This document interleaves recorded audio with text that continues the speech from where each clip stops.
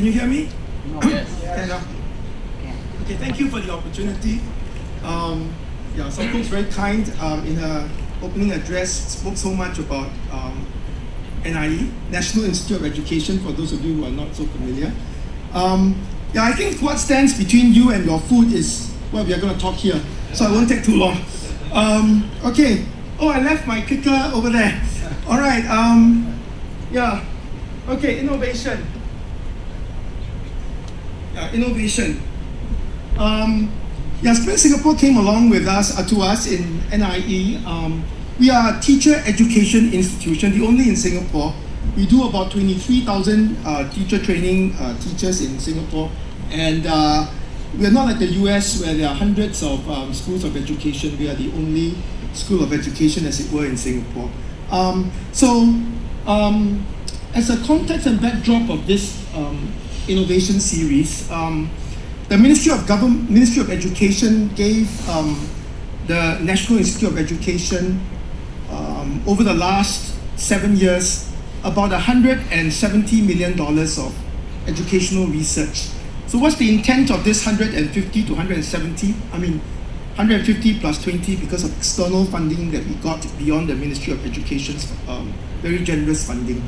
So in essence, what it aims to do really is to seed innovations in the entire system. So in Singapore, our students do pretty well. We are comparable to countries like Hong Kong, Japan, Taiwan, Korea. Okay, and Singapore is ranked amongst and Shanghai. Shanghai is not a country, but Shanghai did very, very well. How do we benchmark our students? We do what we call international science and math tests, and these tests are not simply very procedural kinds of test questions. They test creativity and critical thinking also. So our students do about the top 5 in the whole of best 5 performing systems in the world. Why did we do so well? That's what everybody seems to wonder and want to know why. We are perceived to be a system that is rather traditional. We have mass streaming. Many people in Singapore say, why do we have streaming? Streaming seems to be not very good and archaic these days. But the evidence and data suggests that had we not done streaming in the 1970s, we wouldn't have leveled up the base of educational literacies. So whilst we still want to preserve such a system, we are making fine-tunings in this more customized mass approach of streaming. So because of these changes, we are therefore needing to innovate. And what stands most critically is teachers who are able to innovate and experiment with pedagogies and know the reasons why they are doing it. Because if we want to change something from the classroom all the way to the systems level, we really must know what works and why it works or why it doesn't work. Because if we start changing what works when we should not change, then we would be in trouble. So the government gave us something like $170 million to do this work over the last 7 years. Okay, so we do research in all levels of the system, and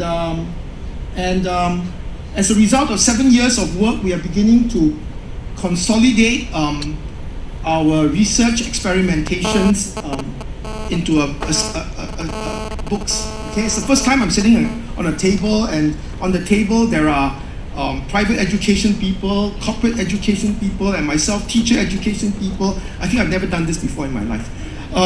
So one thought that crossed my mind is, actually there's also a need to find out what's going on at the private education space. In fact, if we could do one book on private education and how it features in Singapore's landscape, that would be an interesting book that we can possibly venture and think about. So, but what we have done really in documenting the 15 to 20 books that we have in this series is document the kinds of research, describe the kinds of research that we do right at the highest level of the system all the way to the lowest level of the classroom and the individual teacher and student. And we document the kinds of innovations. Why? Why do we need to do research and document? Because when we make these perturbations and changes in the classroom, we have to systematically collect data and evidence to track what we are doing. so that we might be able to bring our teachers along an experimentation that would not hopefully fail. Because in education, unlike business, we cannot fail because we are accountable to the lives of these students. So when we do new things in the classrooms, we are out to succeed.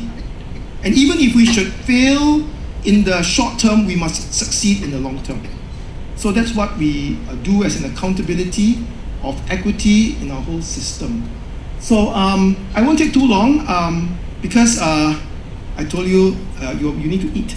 Okay, so I invite my colleague up here, and she will describe the kinds of work that we do and the kinds of innovations that we have done over the last 7 years. But that will take an hour, so it will only take 5 minutes. Yeah.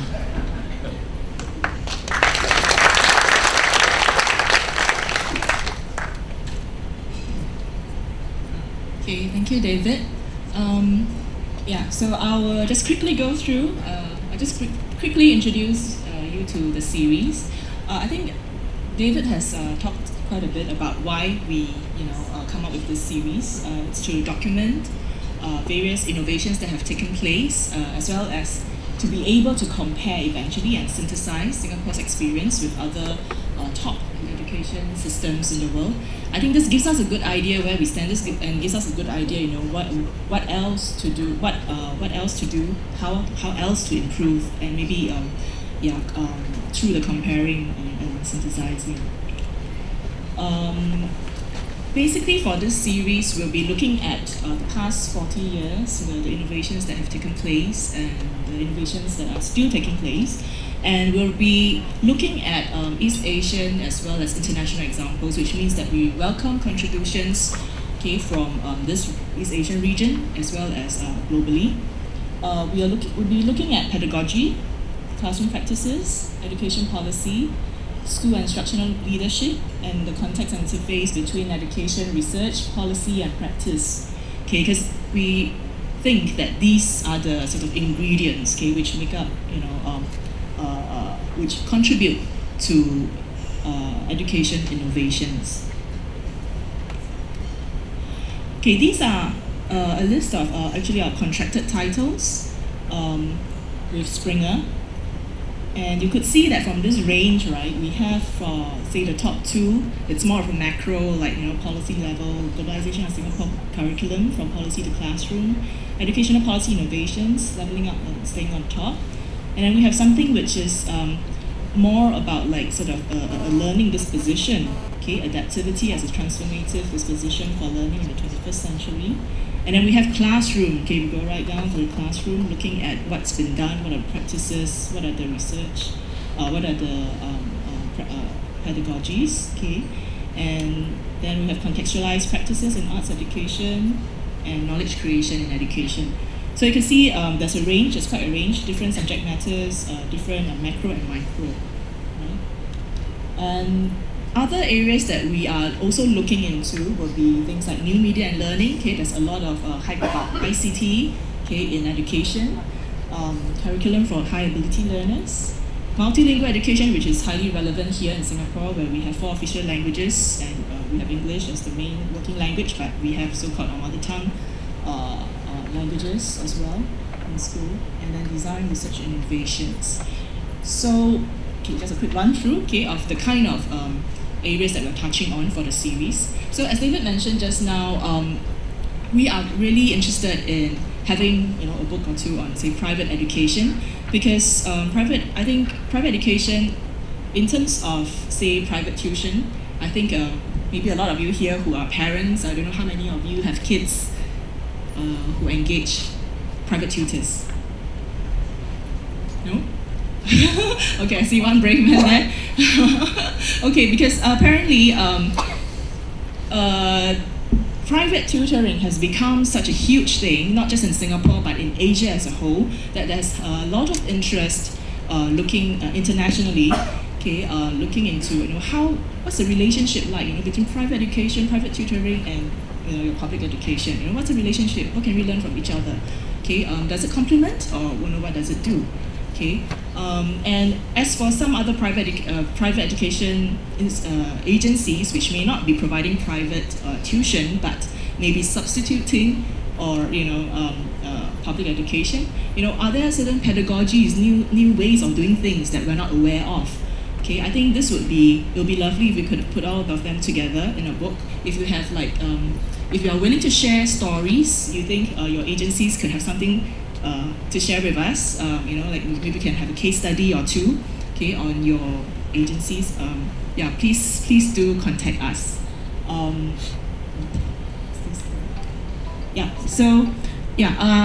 Please do contact us. I have a contact email here, but I think you also have a brochure in your folders. So there is also the website which you can refer to.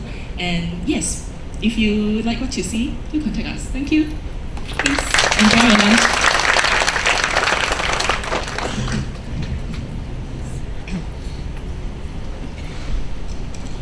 Thank you, Professor Hung and Dr. Teng. Ladies and gentlemen, we will now continue with